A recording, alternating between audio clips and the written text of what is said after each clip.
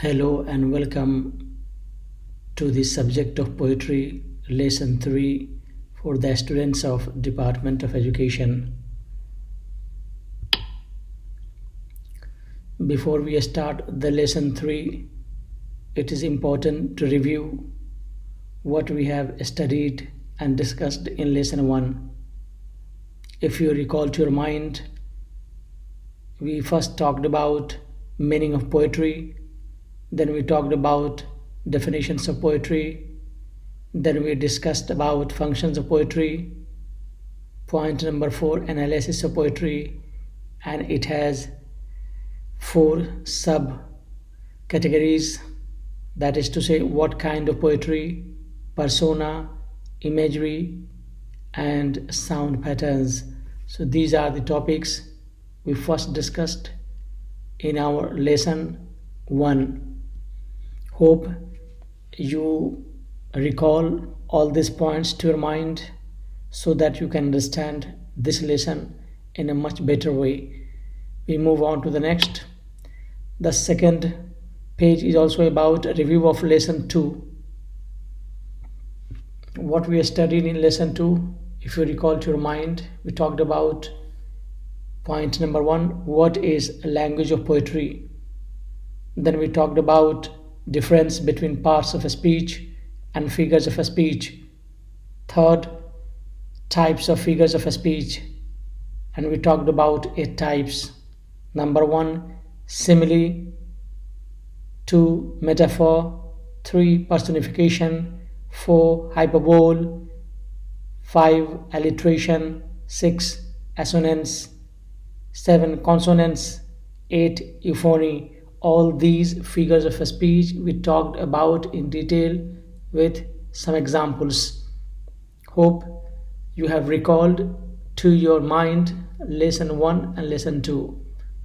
Now we move on to our lesson 3, and the lesson 3 is all about types of poetry. We move on to the next page, and these are the following types of poetry. We have 9 most common types of poetry. We have still many, but these are the most important ones, and we will concentrate upon these 9 types. Number 1, we have lyric. Second, sonnet. Third, elegy. Fourth, ode. Fifth, ballad. Sixth, epitaph. 7, epic poetry. 8, pastoral poetry. 9, narrative poetry. So these are the 9 topics we will discuss in this lesson. Now we are going to discuss one by one. So we move on to the next page. And this is about point number 1, the first type of poetry, that is the lyric. Number 1, a lyric poem is a comparatively short, non-narrative poem in which a single speaker presents a state of mind or an emotional state. Look, what are the characteristics? What are the qualities of lyric? Point number 1, it says a lyric poem is a comparatively short. It means that lyric is normally a short poem. That's number 1 point in the point number 1. Then we have a non-narrative poem. This is the non-narrative. It does not tell a story. It does not elaborate upon a story, in which a single speaker presents. And in this poem, we have a single speaker. And that speaker presents, expresses, states, says, explains his state of mind or his emotional states. So what is there in his mind? What is there in his emotion? The speaker expresses himself in a non-narrative form. And this is the first characteristic of lyric. So lyric is comparatively short. It is non-narrative. A single speaker is found to be in lyric, and he presents a state of mind or an emotional state. Go to the point number 2. Lyric poetry retains some of the elements of a song which is said to be its origin. For Greek writers, the lyric was a song accompanied by the lyre. Look, point number two, lyric is more or less like that of a modern song we normally listen. When you listen to a song, what do you find? It's melodious, it's beautiful, it's non narrative, it is also short, not of long duration. And this the modern song that we normally listen, what do we find in it? You find that the person or the speaker or the singer or the poet, he explains his state of mind or his state of emotions.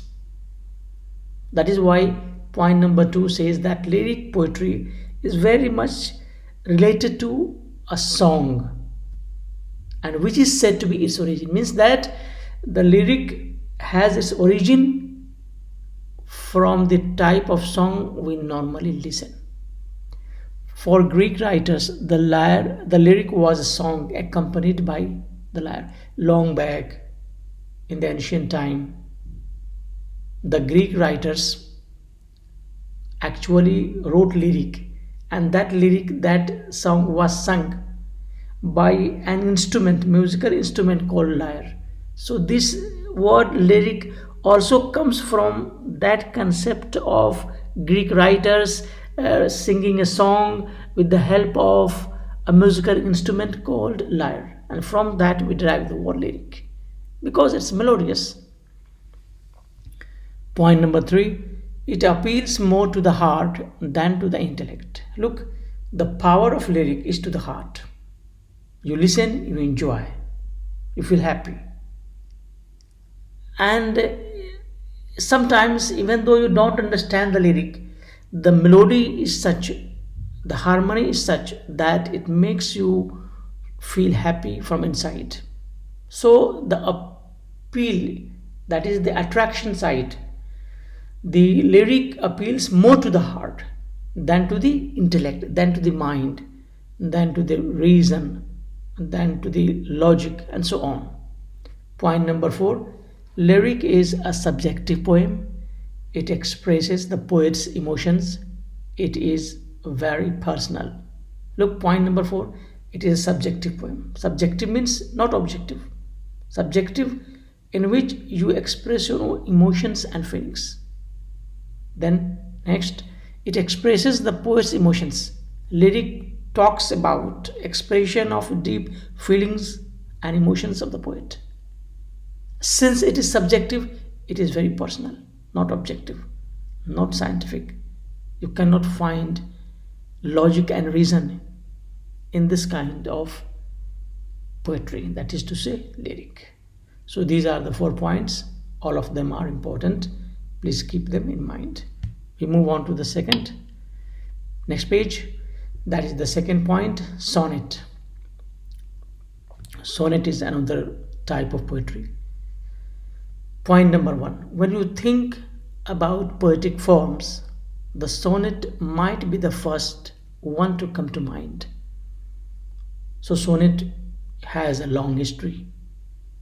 That is why when you think about poetic forms, the sonnet certainly comes to our mind, because it is also one of the most important and famous forms in poetry. Point number 2. It's one of the oldest forms that originated in Italy in the 13th century.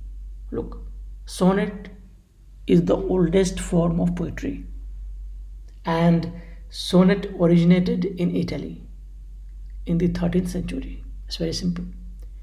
The most important point for sonnet, which you have to keep in mind, that is to say, point number 3. Sonnets normally have 14 lines. The most important point, sonnet must contain 14 lines. If you have written a poem of 14 lines, that will be categorized as the form of poetry as sonnet, and are often about love, lost love, married love, forgotten love, the longing for love, etc. So, sonnet has 14 lines, and the subject matter of sonnet is centered around love, and the love may be about lost love, it may be about love in the married life, it may be love that is forgotten, or it may be love which people desire for, long for, and so on. So, sonnet contains 14 lines, and the subject matter of sonnet is normally love. So, the third point is very, very important to keep in mind. And the second point is also important. Why? Because it originated in Italy in 13th century, and it is considered to be one of the oldest forms. We move on to the next. Page number 3, that is third, elegy. The word elegy is derived from a Greek term elegia, which means lament.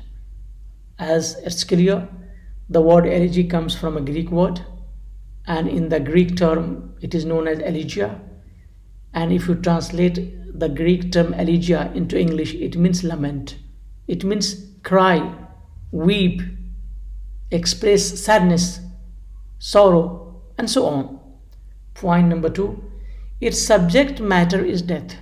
So the subject matter of elegy is death. It deals with death. It talks about death. It glorifies death, and so on. Point number 3, it is traditionally written in response to the death of a person or group. Since the subject matter of elegy is death, so the elegy is normally written in memory of someone who is no more, in memory of someone who is dead, in memory of someone who passed away. So elegy may be written about an individual person who is no more, or may be written about a group of persons who died in war, in famine, in unfortunate circumstances in life. Point number 4, the elements of a traditional elegy mirror 3 stages of loss. First, there is a lament, where the speaker expresses grief and sorrow, then praise and admiration of the idealized dead, and finally consolation and solace. Look, point number 4 is very, very important. Why? Because this traditional form of elegy, traditional form of this kind of poetry, that is to say elegy, it has 3 stages. It expresses 3 stages of loss. In the first stage of loss, the poet expresses his sadness, his sorrowfulness, his grief. So in the first part of the poem, in the first part of the elegy, we talk about grief, we talk about sadness, the poet is very sad, not happy, and so on. Okay? Then in the second part of the poem, why is he sad? Sad because in memory of someone who is very dear to him, who is very important to him. So then praise and admiration of the idealized dead. In the second part of the elegy, then the poet or the person praises the person who is no more, admires the person who is no more. He becomes a very important memory in his life who is no more. And finally, consolation and solace. And in the third part of the elegy, then the poet tries to console himself, tries to comfort himself, tries to convince himself that the loss of someone at the cost of something, but somehow we have to find comfort with ourselves what is lost, because what is lost is lost. The person cannot come back, so you have to comfort in a way that you don't miss too much about the loss of that person in your life. So the elements in elegy, the first stage is all about expressing grief and sorrow. The second stage of the elegy is praising and admiring the person who is no more. And the third part of the poem is to comfort yourself and console yourself. That is all about elegy. All 4 points are important because they have their own place in this subject of discussion. We move on to the next page. That is point number 4, ode. Let me read. An ode is simply a poem addressed to a particular person, event, or thing. So what is an ode? First, an ode is simply a poem. Means an ode is also one of the forms of a poem. An ode is written, addressed to a particular person or event or a thing. So an ode may be written about a person, may be written about an event, or may be written about a thing you like most. This is about ode, means the subject matter of ode. Go to the point number 2. It's often meant to praise or glorify its subject. So ode is to celebrate, to praise, to glorify the person, the event, or the thing you like most. So it is all about glorification, it is all about praising someone, it is all about celebration, and so on. Not like elegy, in which you express your grief and sadness. Point number 3. That is to say, an ode poem is written in praise or celebration of an object, a place, or an experience. So the same idea in another way, that ode is written in praise of someone, in celebration of someone, or an object, or a place, or could be any experience you have in your mind that is very important to you. Point number 4. The ode as a form comes from ancient Greece. So the origin of ode goes back to the ancient time, that is Greek time. So all 4 points are important. Please keep them in mind. We move on to the next page. That is to say, point number 5, ballad. If you want to read a story or tell a story in a poem, the ballad is for you. It's very simple to understand. What is ballad? That if you would like to tell a story, narrate a story in a poetic form, in verse form, then this idea is contained in the form of ballad. Go to the point number 2. It's an old traditional form that used to be passed down orally from one generation to the next. So the point number 2 is that it is an old form and it has been traditionally used orally in spoken form.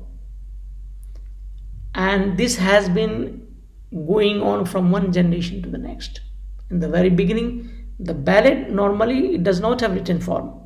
It passed down from one generation to the another through oral form, through a spoken form. That is basically the point.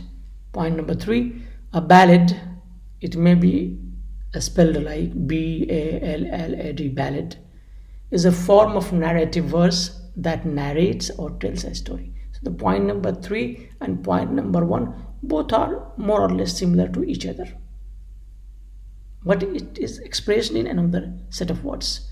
So a ballad is a narrative form of verse, a narrative poem. And what is a narrative poem? That narrates or tells a story. So what are the most important points to keep in mind is that ballad is one of the forms of poetry. Number 1, 2, it is an old form.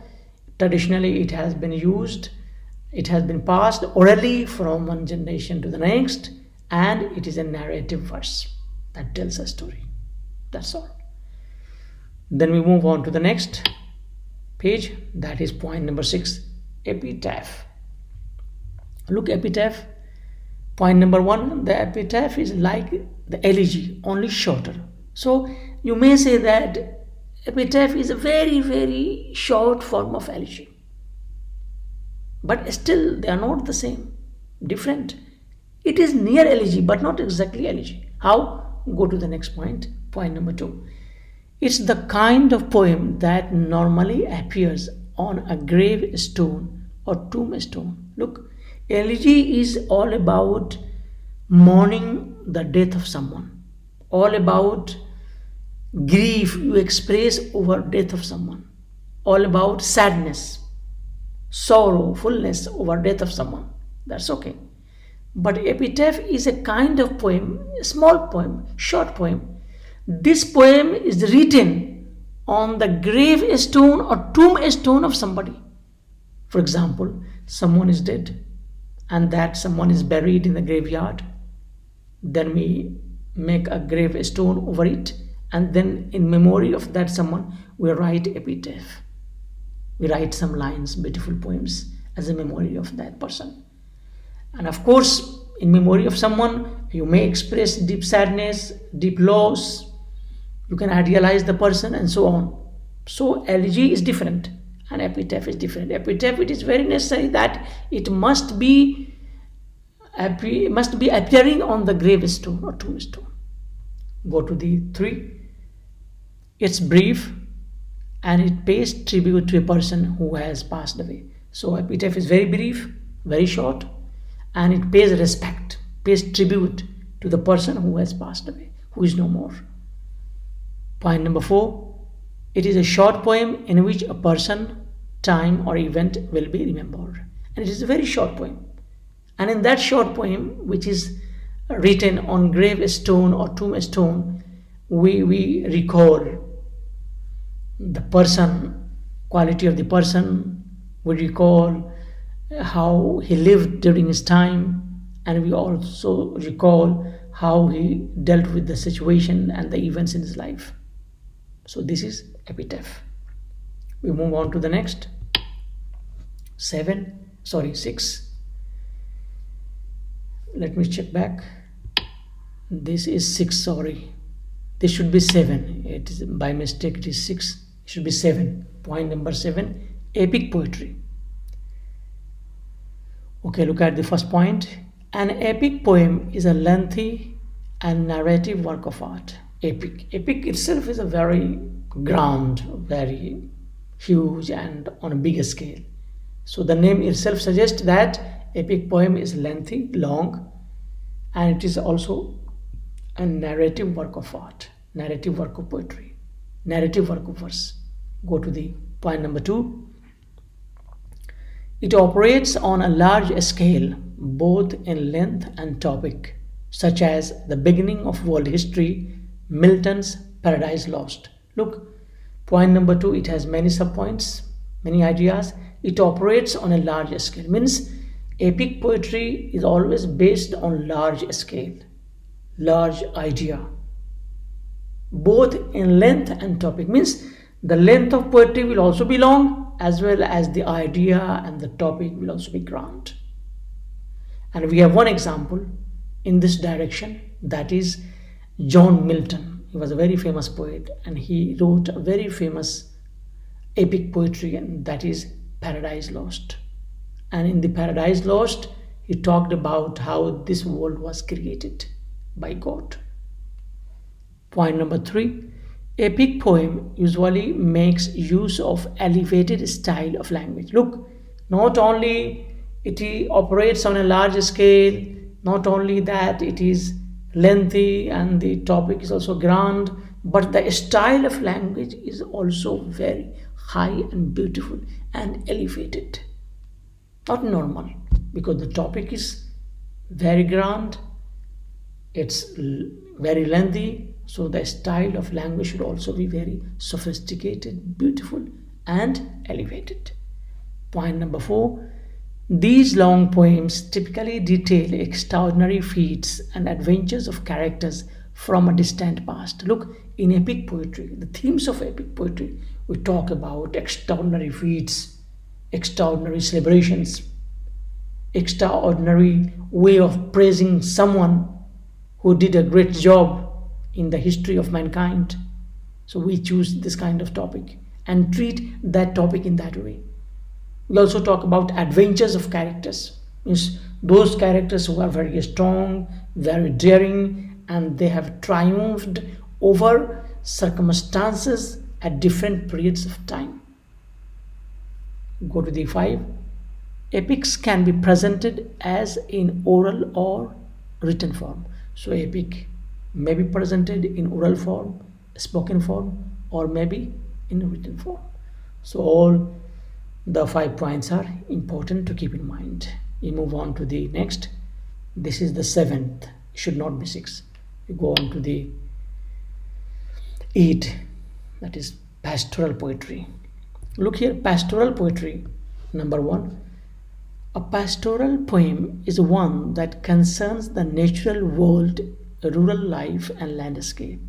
Look, pastoral itself, it is related to the village life, to the rural life, to the life that is not urban, not in city life. So, this kind of poetry deals with the natural world. It deals with the rural life. It deals with the natural landscape.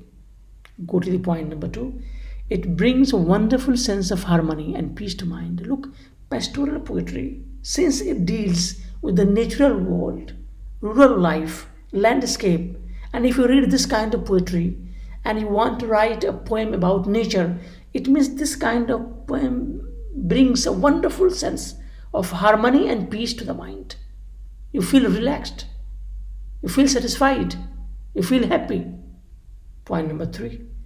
Nature is often at the center of its subject matter. In pastoral poetry, the subject matter of writing is nature. It means this poetry moves around the treatment of nature. Point number four. Many pastoral poems are written about shepherds. Look, shepherds are very, very important characters in this kind of poetry, pastoral poetry, because shepherds, they are also part of nature.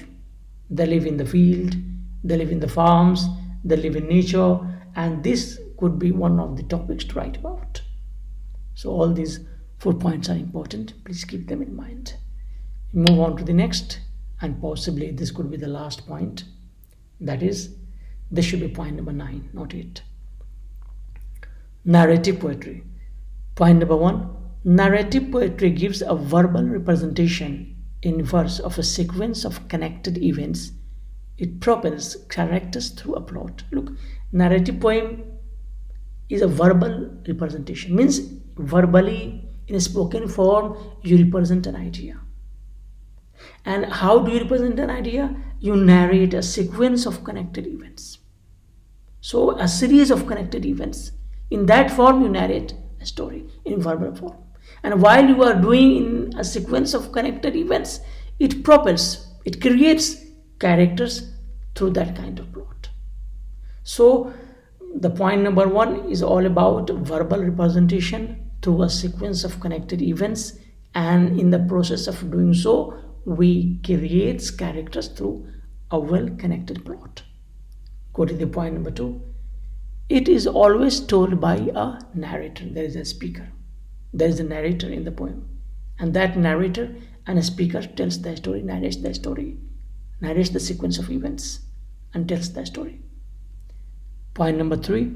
Narrative poems might tell of a love story, like Tennyson's Maud, the story of a father and son, like Wordsworth's Michel, or the deeds of a hero or heroine, like Walter Scott's Lay of the Last Minstrel. Look, narrative poems, the subject matter of narrative poems may be about a love story.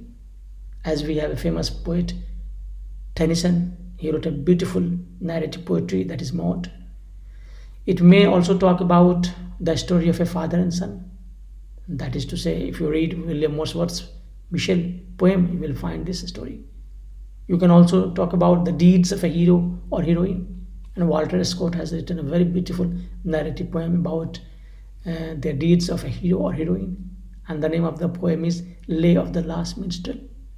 So what I mean to say here is that narrative poems might tell of a love story, might tell the story of a father and son, and might tell the deeds of a hero or heroine. The names of the poets and the poems are not important, but what are important is that the subject matters of narrative poems could be a love story, could be the story of a father and son, and could be the deeds of a hero or heroine. And I think this could be the end of our lecture. That is lesson 3. Now we should look at questions. Questions 1 type. Question number 1. What are the 8 different types of poetry? I think there should be 9 different types of poetry. Write names only, do not explain. So write the names, only names, don't explain. because I say write names only, do not explain. So like you write lyric, sonnet, elegy, ode, ballad, epic poetry, then we have the pastoral poetry, then we have the narrative poetry, and so on. Just write the names. In the second question, explain the following types of poetry. Then you now explain what is lyric, we talked about. What is sonnet, we talked about. What is elegy, ode, ballad, epic poetry, pastoral poetry, narrative poetry, epitaph, and so on. So we have 9 types, different types of poetry. Here by mistake I have written 8 different types of poetry. I think there could be 9 different types of poetry if you count. So here I have given just 5. In the exam I may give 3, may give 6, may give 9, depending upon. So what is important to keep in mind is that memorize all the 9 types of poetry. Go to the next type of questions. Questions type 2. Write true or false against each statement. So there could be true or false type questions. Question number 1. Elegy is a poem that talks about happiness. Is it true or false? Does the elegy talk about happiness? Or does it talk about sadness? Think, and you can find the answer. Question number 2. Lyric appeals more to the heart than to the mind, than to the intellect. Go back to the lyric and check out whether this statement is true or false. Question number 3. Sonnet is a poem that contains 12 lines.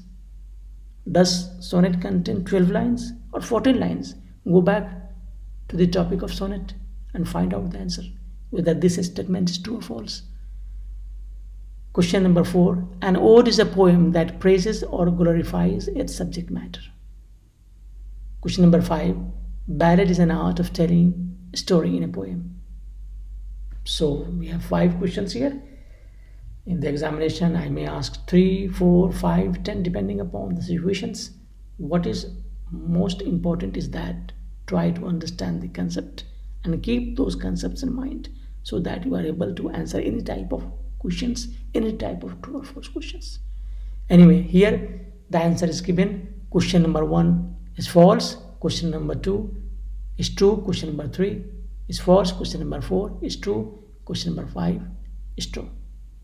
There may be in the exam question number 6, 7, 8, 9, 10. A lot of questions can be made, can be created out of what we have studied in lesson 3. And I hope you have understood the lesson, you have enjoyed it, and this is the end of our lesson 3.